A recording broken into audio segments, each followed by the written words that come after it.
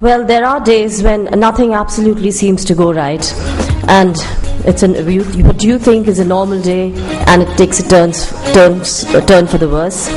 When you get a PCR in the operation theatre, it's one of these days. However, you can circumvent this complication, tide over it, and emerge a winner in spite of a PC rent. And there are certain principles that should guide you, and those are the ones that I'll be elaborating in my presentation. Well, once you get a posterior tear rupture, the three salient points are first to recognize it, to stop it, and then to stabilize it. Well, the points that you all must be familiar with is an abnormal tint of the nucleus, a deepening of the anterior chamber, non-rotation of the nucleus, and a brighter glow, a bright fundus glow. Our goals of management of a posterior capsule rupture are to avoid losing the lens, first of all, lens pieces or the entire nucleus, to remove all the accessible lens material, if necessary, perform a proper vitrectomy, to avoid enlarging the capsular opening, and to preserve capsular support for the insertion of an intraocular lens. So the salient principles that should guide us in this are to maintain a closed chamber, to minimize turbulence in the anterior chamber, to avoid vitreoretinal traction, very important, and to thoroughly clean up the anterior segment. The first do is not to panic. Once you get a PCR, stay calm, stay cool, don't panic, and then proceed. When faced with a threat, the cardinal rule is to stop but not to retreat, and to face it. And that is exactly what you should follow in this condition. So I'll just show you a video of a surgeon who tends to run out of the eye as soon as he gets PCT. And that is exactly what you should avoid. I'll just forward this video. The case of a posterior polar cataract.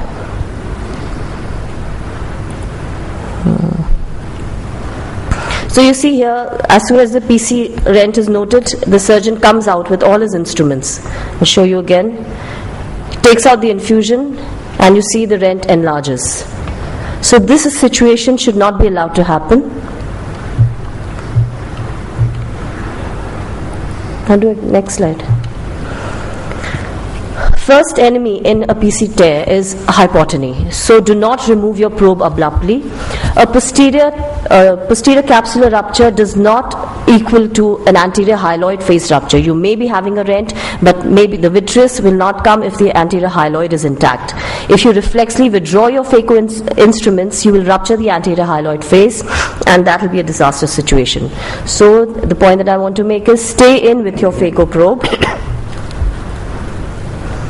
Keep your phaco probe inside, and with the other hand, inject a dispersive viscoelastic to tamponade out the vitreous.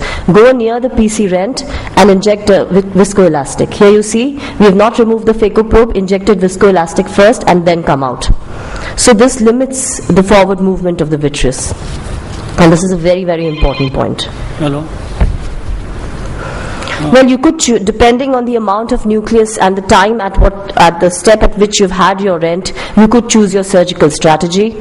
In case you have half a nucleus, you could, and there is the anterior hyaloid is intact, you could get the nucleus into the anterior chamber and then enlarge your incision and visco-express it. You could, if there's a very small piece, which is around 1/4 of the nucleus, you could even continue your phaco.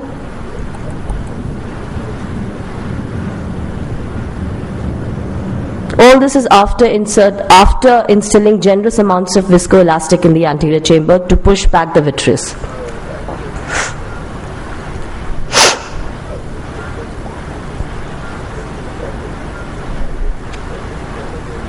So Viscoat is one such viscoelastic, which is a very good tamponading agent. It doesn't tend to come out of the eye all at once in one bolus. It tends to stay inside the eye, so that is what you should use. Here you see, in this case, since it was a large piece, the incision has been enlarged, but here the phaco could be continued, the anterior hyaloid face was intact, and the nucleus was brought into the anterior chamber. So once your aim should be to clear the anterior segment of vitreous and easily removable lens fragments. Do not chase after fragments which have gone into the vitreous or which are really incarcerated into the vitreous. Retain a normal anatomy of the anterior segment, that is, try to keep the cornea clear, to prepare for IOL insertion, and respect the vitreous base. Very important. Vitreous base is an invisible structure to most of the anterior segment surgeons, but this is where all the vitreous fibrils are inserted. And like you see here, you should not pull on the vitreous wick outside because it can lead to tears near the vitreous base. You see the small tear? This was a case where the vitreous strand was pulled and cut, and this led to this tear here. So I'll just highlight the techniques for an anterior vitrectomy. Avoid unnecessary infusion. Use minimum infusion when you're doing a vitrectomy.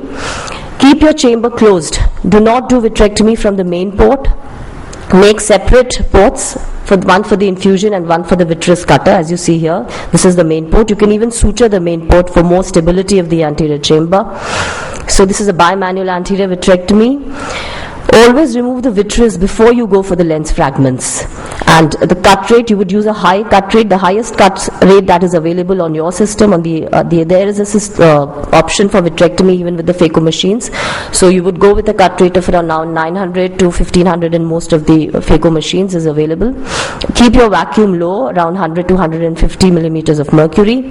You could alternate between a cutting mode to remove the lens pieces or lens pieces, and an aspiration mode to withdraw the epinucleus or the cortical matter. So here you see we've managed to clear the anterior chamber. After that, tricot is injected in the anterior chamber to look for any remaining vitreous and any vitreous going into the wound, and that is also cut with the cutter. I'll elaborate this later on again. So another option that you have, instead of going in through the anterior chamber, a much better approach would be to go in through the pars plana. This is a much safer approach as it reduces vitreoretinal traction. You're not actually pulling on the vitreous from the anterior chamber. When you go behind, you're limiting your pull on the vitreous. You do not tend to tug on the vitreous, and it provides a better endpoint for vitrectomy. You do a very limited vitrectomy. You do not tug and pull out all the vitreous. You get a better access to the remaining lens material, and you're more likely to preserve capsular integrity once you have a pars plana approach. So pars plana incision, like we do for vitreoretinal surgery, you take a caliper measurement at around 3.2 millimeters, take down the conjunctiva and cauterize it, and put your MVR blade. I'll just show you how. So this was a case where there was a posterior capsular rent.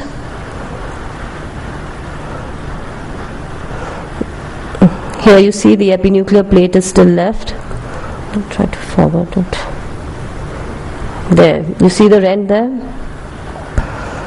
So this is the time you should stop. You should stop your irrigation, you should stop your phaco, keep the irrigation on, and come in with viscoelastic here and inject it to limit this. You see the PC tear is already enlarged quite a bit from what it originally was. Now the surgeon is trying to remove all the loose epinuclear plate. The rent is going on enlarging.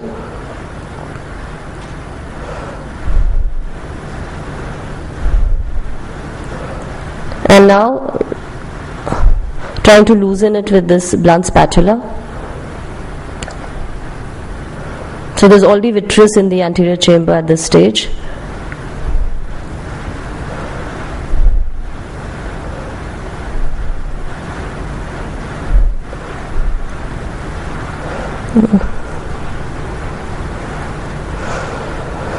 This is the vitreous cutter that has gone in through one of the side ports. All this epinuclear material will be taken in with the cutter.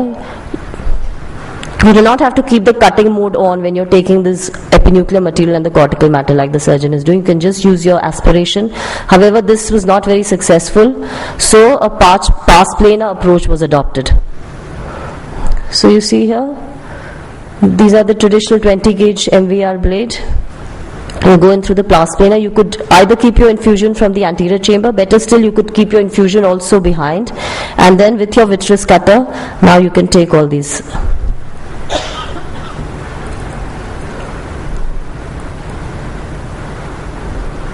Similarly, there's one more case, similar case,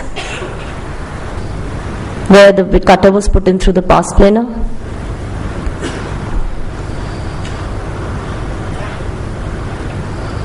And in the end, the wound is sutured and the lens is put inside. So if you can practice this approach, it is the ideal thing. And in fact, every anterior segment surgeon could have a vitrectomy kit of his own, which would include a disposable 20 gauge vitreous cutter. A new cutter should be opened for every case, especially with this once in a while that you'll be getting this. A separate infusion cannula, an MVR braid, a dispersive viscoelastic, and sutures. So another point that I would like to highlight is, which I showed earlier, is to remove the residual vitreous. After you've put in the lens into the sulcus, or into the, if the dent is small, you could also put it into the capsular bag. Always remove, constrict the pupil, put in tricot, and try to remove all the residual vitreous that is left in the anterior chamber. Many times you'll think there's no vitreous, but once you stain it with tricot, you'll see how much vitreous is still there. And many times you'll see vitreous going into the wound, so all that should always be removed at the end of the surgery before closing up. In